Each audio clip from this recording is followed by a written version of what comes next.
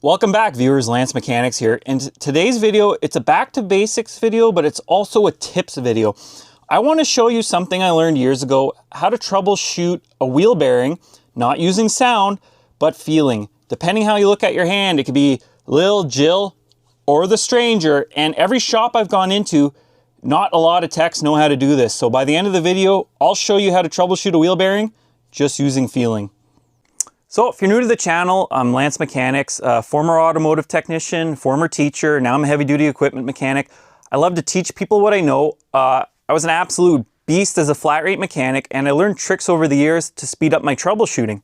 So this is going to be one of those things where I can show you how to troubleshoot something quicker. There are a few requirements to this. It's got to be a MacPherson front suspension. It's got to have coil springs, some form of a spring on the driving wheels or the following wheels or whatever wheels you want to call them. You need a coil. And just to help those who need more visuals, this is a coil spring. This is a MacPherson strut. These are the absolute easiest to troubleshoot for wheel bearings. So I'm going to show you how to do it. Get your wheels off the ground, put your hand on the coil spring, and spin your wheel. And even though you hear something, right now I feel nothing. When you have a bad wheel bearing, everything's transferred into the coil springs. Think of it like a big antenna for everything wrong.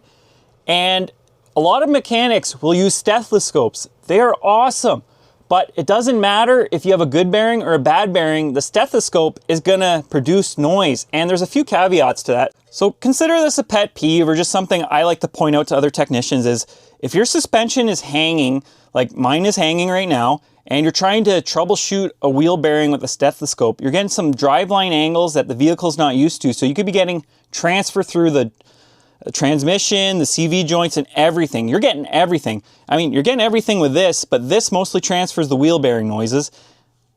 And because it's so good at transferring wheel bearing noises, it'll transfer bad brake rotors. So here's a perfect example of what you want your rotor to look like. So if you have rust all over this, it will transfer that noise up here through the pads. It's very, very sensitive. And I always make sure that the rotors aren't messed up, the pads aren't seized, because it's very sensitive doing this method. Now you're probably wondering how this helped me out in flat rate. For one, I didn't have to do a crazy road test because I'm in town. I didn't get up to highway speeds. A lot of people hear these noises at highway speeds. Two, it eliminates the tire. Tire noises are more common than wheel bearing noises, and bad tires sound like a bad wheel bearing, and a lot of technicians get caught on that. And I can tell you from experience, I can catch wheel bearings doing this method that only make noise at 120 kilometers plus an hour. And I'll always ask the customer, are you hearing anything at high speeds? And they're like, yeah, I kind of hearing a bit of a howl and a growl. I'm like, cool. And if you're not sure if this works or you want to test it out, I suggest you jack up your vehicle if you suspect you have a bad wheel bearing and maybe bad tires, and just do what I did. And you'd be surprised at what you find.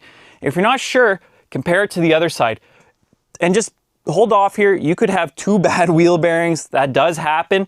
That's where being at the dealership, I was a little more lucky. If I had the same car come in, I'd be like, oh, there's no way. And I'd go over to my coworker, hey, can I just spin your wheels real quick?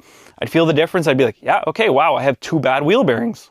So viewers, next time you have a bad wheel bearing, I honestly encourage you to spin the tire up and see what you feel in the coil springs. It's game changer. I'm telling you right now, this saved me so much time. And once I confirmed with the customer that yes, they are hearing noises, I've eliminated tires, I know I have a bad wheel bearing. And if you're not 100% sure, go for a road test afterwards. I'm telling you right now, it makes a world of difference. Customers are super happy when they find this. And DIYers, this makes your life a little easier in troubleshooting wheel bearings, because distinguishing wheel bearings from tires can be costly. And it's a skill you build up over the years. Most people, you'll swap the tires to the back, but what if all four tires are making noise and you've just gotten used to the noise over time? You gradually get used to it. I know it's a complicated subject and I'm making it more complicated than it needs to be, but just think about these things. Troubleshooting is an art, and using all your skills available to you makes things a little easier. So anyways, Lance Mechanics, I hope this tip basics video works out for you. Have a good one.